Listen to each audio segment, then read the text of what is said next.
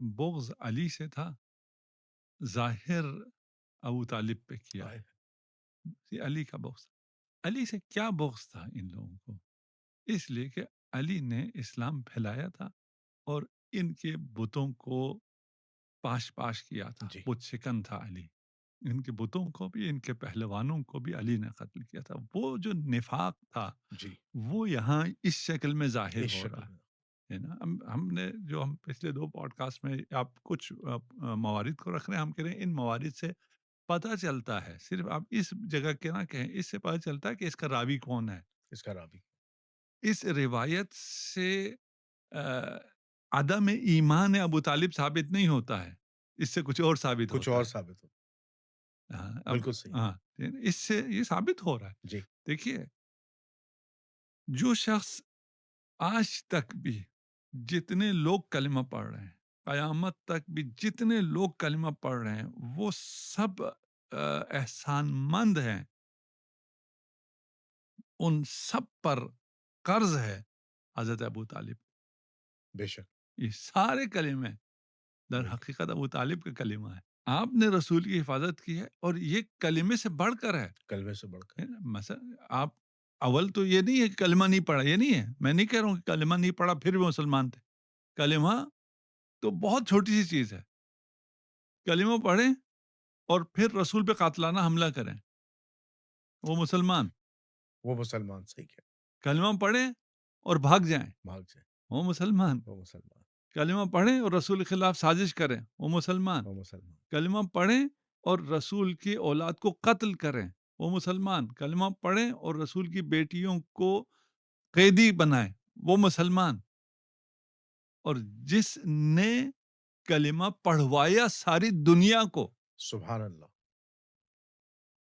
جس کے احسان کی وجہ سے۔ جی، اور شعب ابی طالب میں بہت سے واقعات ہیں، بہت یعنی سا، دیکھیے ایک تو وہ بیچارے بہت سے لوگوں کو شاید وہی پتہ نہ ہو، شب ہجرت ام المومنین جو سوئے ہیں بستر جی، جی، جی، نبی پر، جی، بہت جی، سے جو ان مساجد میں جاتے ہیں جہاں یہ روایت نہیں سنائی جاتی جی، ہے، روایت تو ہے نا، جی، جی، سنائی بالکل، نہیں جاتی سنائی نہیں جاتی، ہے۔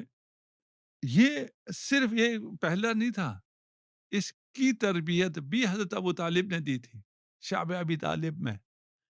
وہاں کیونکہ حملہ ہونے کا اور یہ تھا کہ رات کی تاریکی میں آ کے وہ رسول خدا کو کہیں شہید کرنے کی کوشش نہ کریں، جی، وہاں پر رسول خدا کو جب چراغ گل کر کے پتہ ہوتا تھا، وہ جاسوس دیکھ بھی رہے ہوتے تھے اور خبر اندر بھی کوئی ہو سکتا تھا کہ خبر جائے، تو ہمیشہ رسول کے بستر پر ابو طالب علی کو لا کے سلاتے تھے سبحان اللہ، اور رسول کا بستر تبدیل کرتے تھے تبدیل کرتے، کہ اگر کوئی حملہ ہو۔ میں کہتا ہوں کہ اس زمانے میں لائٹیں اور یہ چیزیں تو نہیں تھی، کسی عام تکیوں کو بھی، بستر کو بھی، کمبل کو، کسی چیز کو بھی بنایا جا سکتا تھا کہ یہاں کوئی آدمی لیٹ رہا ہے، وہاں علی کو ہی لٹانا کیوں ضروری ہے؟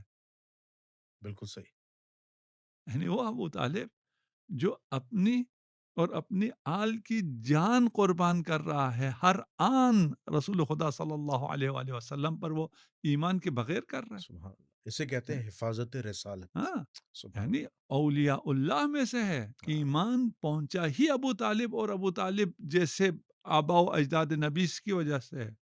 اور یہ ایک الہی منصب تھا، الہی فریضہ تھا جو انجام دے رہے تھے، خاموشی سے کر رہے تھے۔ جیسے نبوت تھی، اولیاء اللہ تھے، لیکن رسول کی خاتمیت کی تیاری میں تھے اور خاموش تھے، انہی میں سے ایک حضرت ابو طالب ہے۔ ہم تھوڑا سا پھر پیچھے واپس جاتے ہیں۔ میرا اگر مقدمے میں نے کہا تھا تمام مسلمانوں کا عقیدہ یہ جی، ہے کہ حضرت عبداللہ نار میں نہیں ہو سکتے ہیں، یہ سارے مسلمانوں کا عقیدہ ہے اور یہ عقیدہ قرآن سے ڈرائیو ہوا ہے۔ یعنی یہ قرآنی عقیدے کے خلاف اگر ایک روایت آ جاتی ہے تو اس روایت کو دیوار پہ دے مارو۔ بالکل ٹھیک، صحیح، بالکل واضح ہے۔ تو اس قسم کی روایت، آپ نے ایک جملہ یہ بھی کہا کہ ان کے ایمان پر کوئی روایت نہیں ہے، تو ہم ان راویوں کو ہی نہیں مانتے ہیں جن کی زبان پر ایمان آبا و والدین نبی جاری نہیں ہوتا بالکل صحیح، ہے، نہیں ہے۔ تو اس سے والدین نبی کی تکریم کم نہیں ہوتی ہے، ان کے بغض کا علم ہوتا ہے۔ اچھا تم سے ایک روایت بھی ایسی نقل نہیں ہوئی، خلاف روایت نقل کر رہے ہو، تو آ جائیں روایات ہے اہل بیت کی طرف، وہاں آپ کو جتنی روایات چاہیے آپ کو ملیں گی۔ یہ ایسا نہیں کہ روایات نہیں ہیں، جی، ہے نا؟ ایک خاص طبقے میں روایات نہیں ہیں، اس سے وہ طبقہ آشکار ہو جائے گا، اچھا ان کا عقیدہ نبی کی نسبت یوں ہے، نبی سے محبت ان کی ایسی ہے۔ یہ تو ایک بات ہو۔ دوسرا، اس بات پر بھی سارے مسلمانوں کا اتفاق ہے کہ نبی کے آنے سے پہلے جو نبی کے دشمن تھے انہیں پتا تھا، یہ سب مانتے ہیں۔ جی، نبی کے دشمنوں کو پتا تھا کہ رسول خدا تشریف لائیں گے، اور انہوں نے سازشیں کرنا شروع کی۔ اس پہ بھی ہمارے مفصل پوڈ کاسٹ بھی ہے، ابھی ہم اس سب کو دہرانا نہیں چاہتے۔ جی، جی، بالکل، جنہوں نے دیکھا ہوا ہے وہ اس کو تھوڑا سا پچھلے پوڈ کاسٹ سے ملا کر اگر اس بات کو سنیں گے تھوڑا سا آسان ہو جائے گا۔ جب دشمن کو پتا ہے کہ آخری نبی آنے والا ہے اور وہ اپنی دشمنی کے تمام حربے استعمال کر رہا ہے، آبا و اجداد نبی کو قتل تک کر رہا ہے، تو اس سلسلے میں نبی کو پروٹیکٹ کرنے کا کوئی انتظام نہیں ہوگا، نبی کی حفاظت کا کوئی الہی انتظام نہیں ہوگا۔ دشمنوں کو نبی کے آنے کا پتہ ہے، اور نبی کے خاندان کو یہ پتہ نہیں ہے کہ ہمارے خاندان میں سے کوئی نبی آ رہا ہے۔ یہ کوئی نبی نہیں ہے، خاتم الانبیاء آ رہے بے شک، ہیں۔ یہ کوئی معمولی چیز نہیں ہے، کوئی اتفاقی چیز نہیں ہے کہ ایک بچہ پیدا ہوتا ہے اور وہ 40 سال کا جب ہوتا ہے تو ایک جبریل آ گیا اور اس کو نبی بنا دیا، ایسا نہیں ہوتا ہے۔ یہ نبوت اور یہ خاتمیت، نبوت پھر بہت پیچھے رہ جاتی ہے، خاتمیت، خاتم الانبیاء والمرسلین، جس کے لیے 1,24,000 عدد مشہور ہے۔ انبیاء صرف اس لیے آئے کہ وہ منصب و مقام خاتمیت بنے اور خاتم تشریف لا سکیں۔ بے شک، تمام انبیاء کا صرف یہ اتنا سا کام تھا، وہ حیث مقدمی ہے، وہ صرف اس کے لیے آئے، اور وہ بشارت دینے کے لیے آئے تھے۔ جب دشمنوں کو پتا ہے تو اس کا لازمہ یہ ہے کہ پھر دوستوں کو بھی پتا ہونا چاہیے۔ تو یہ آپ دیکھیے، انہوں نے جب تحریف کی ہے اور سیرت کو میں انہوں نے اسرائیلیات کو داخل کیا ہے، تو ایک حصے کو نہیں چھیڑا جہاں سے کام نہیں تھا دشمنی سے، کہ نبی کے جو دشمن تھے ان کو چھپایا ہے، ان کو پروٹیکٹ کیا، لیکن یہ بتایا کہ ان کو پتا تھا، عیسائی راہب کو بھی پتا تھا، یہودی کو بھی پتا تھا۔ اگر پتا نہیں تھا تو اسے پتا نہیں تھا جس کے ذمے رسول کی حفاظت تھی۔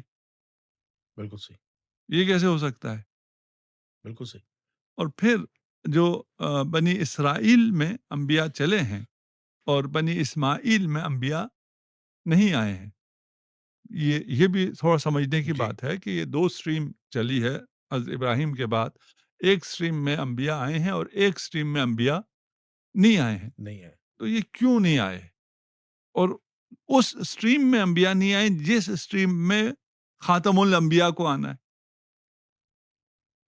بالکل صحیح، یہ سوچنے کی بات ہے۔ سوچنے کی بات، جی، یہ کیسے اچھا کوئی قوم، جو میں نے پہلے کہا تھا قرآنی عقیدہ ہے، جس کو ہم اس طرح نہیں مانتے ہیں جس طرح آپ یعنی اہل سنت مانتے ہیں، وہ فترہ ہے، وہ پیریڈ ہے جس میں کوئی نبی نہیں ہے، نہیں آیا۔ اس پیریڈ میں اگر کوئی دین پر نہ ہو اور توحید پر نہ ہو تو وہ ویسی بھی جہنمی نہیں ہے۔ اہل فترہ جو ہے جی، جی، جی، وہ جہنمی نہیں ہو نہیں سکتے۔ ہے، بہت ہو جائے تو حضرت عبداللہ اہل فترہ میں سے ہوگا، آپ کے عقیدے کے مطابق، ہمارے عقیدے کے مطابق نہیں۔ تو خود اولیاء اللہ میں سے اہل فترہ نہیں ہے، بے شک، جاہل نہیں ہے، وہ ایسے نہیں ہیں جن کو کچھ پتہ نہ ہو۔ آپ جو بہت کہہ سکتے ہیں وہ یہ کہہ سکتے ہیں کہ اہل فترہ میں سے ہیں، تو فی النار تو نہ ہوئے۔ یہ روایت جو فی النار کی بات کرتی ہے یہ غلط ہے، بالکل صحیح، اہل سنت موازین پر بھی غلط ہے، قرآن کے خلاف ہے، اس کو تو کسی بھی صورت میں نہیں لیا جا سکتا۔ رہ گیا ایمان ثابت کرنے کے لیے میں صرف حضرت عبداللہ کی بات نہیں کر رہا، میں آباء نبی کی بات کر رہا ہوں۔ ہمارا اہل شیعوں کا عقیدہ تو یہ ہے کہ یہ پاک اسلاف میں چلے، اور ان اسلاف میں ممکن ہی نہیں ہے کہ کوئی ایسی چیز جو ظلم ہے، بت پرستی ہے، یہ ان اسلاف میں نہیں ہے جو آباء و اجداد رسول خدا صلی اللہ علیہ وآلہ وسلم ہے۔ جن اسلاف میں یہ نور چلا ہے ان اسلاف میں ممکن نہیں ہے۔ اور کوئی نفس سخت خاتم، کوئی بھی نبی، اس کا والد کبھی بھی ایسا نہیں ہو سکتا، یعنی وہ صلب، اگر صلب لوگوں کو سمجھ میں آتا ہے تو کوئی نبی کا نور کسی ایسے صلب میں قرار نہیں دیا جا سکتا ہے جو بت پرست ہو، اور اس کے اپنے آثار ہوتے ہیں۔ بس ایک سٹریم میں تو نبوت ہے، ایک سٹریم میں نبوت نہیں ہے، نہیں ہے، اور جس میں نبوت نہیں ہے اسی سٹریم میں خاتم کو آنا ہے، بالکل، بنی اسماعیل میں سے، بنی اسماعیل میں آنا ہے۔ اور جب بنی اسرائیل کو پتا چلا کہ یہ یہاں نہیں ہے، یہاں ہے، وہاں سے ان کی سازشیں شروع ہو گئی، بالکل، اور ان کو پتا چل گیا، یہاں پتہ نہیں چل رہا، اور یہاں کوئی اہتمام بھی نہیں ہے، اس نریشن کے مطابق کوئی اہتمام نہیں ہے، اور ایک اتفاقی واقعہ ہوا ہے جس کا انتظار بھی نہیں تھا رسول خدا کو، اور ایک آواز آئی ہے اور جس پہ ایمان بھی نہیں ہے رسالت میں آپ کو، اور ان کو پہچان بھی نہیں ہے جبرائیل کی، اور وہ تو خدا بھلا کرے ورقہ بن نوفل کا، جس کی وجہ سے آج ہم جو مسلمان جی، ہیں۔ وہ تائید کر رہے ہیں ہاں، کہ یہ وہی فرشتہ ہے جو موسیٰ علیہ نبی علیہ السلام پہ آیا تھا۔ اچھا دیکھیں، جب جھوٹا ہوتا ہے اس کا حافظہ نہیں ہوتا، جی، جی، جی۔ ٹھیک ہے نا؟ ورقہ بن نوفل کون تھا؟ ورقہ بن نوفل جو تھا وہ عیسائی عالم تھا۔ عیسائی تھا۔ جی، جی، عیسائی کو کیا کہنا چاہیے تھا؟ یہ وہی فرشتہ ہے جو حضرت عیسیٰ پہ آیا ہے۔ جی، وہ نہیں کہتا حضرت عیسیٰ پہ آیا، وہ کہتا ہے حضرت موسیٰ پہ، موسیٰ۔ موسیٰ پہ، عیسائی کو تو حضرت عیسیٰ کہنا چاہیے تھا۔ جی، عیسائی کیوں کہتا ہے حضرت موسیٰ؟